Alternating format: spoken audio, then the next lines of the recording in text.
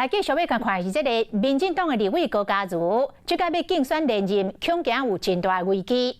除了要面对着国民党的老将李干秀之外，基进党今仔日嘛正式提名吴欣岱来参选着内湖南港区的立委，也就是讲泛绿立即区整合失败，分裂咯。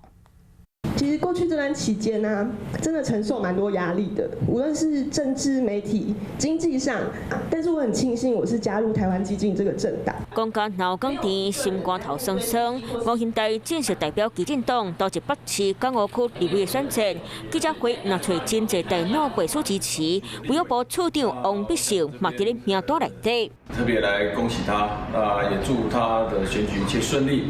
那最主要的原因是因为以前这个我们是部立医院的同事，阿中部长有没有跟我讲这没有？那因为医生的背景，两人关系过去就真歹。几个月之前，王必胜嘛和前卫福部长陈时中做来基进党食茶，即马身兼罗清照北市建中主委的陈时中，国民党伫咧高嘉瑜和吴欣岱之间做出选择。我其实不会觉得陈时中部长处境很尴尬啦，因为他担任的是赖清德的竞选总部主委，又不是高嘉瑜的竞选总部主委。分进合集这一句，与其说是陈时中跟王必胜，不如说是我跟陈时中有同样的目标，还算是蛮常会有互动的，所以加油打气是一定有啦。虽然泛绿阵营选举分裂，不过台面学敢若嘛是也有关系。啊，同一个时间，真正要代表民进党出战的高嘉瑜。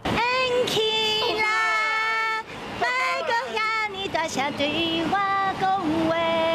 绿营分裂、本土分裂的情况之下，保送国民党的情况之下，这样子的一个作为，等于就是在让国民党可以保送躺着选。我想这些都不是我们绿营支持者想看到的。 唔通袂记哩，国民党也有老将李干秀要车拼。我关注的地方上，其实是有很多讨论的声音哦。那我觉得他也是一个可敬的对手。但是无论如何，我觉得，港湖如果是三卡度的局面，那就是大家各自努力。团出为着要抢救高嘉瑜，民进党最近面子和基进党密会，即马正式提名吴欣岱整合失败，高嘉瑜拄当连进几期，想要保住港澳这一色，都要加强家己的实力。 你好，我是宋彦明。想掌握最及时的新闻资讯吗？赶紧订阅、按赞、开启小铃铛，锁定华视新闻 YouTube 频道。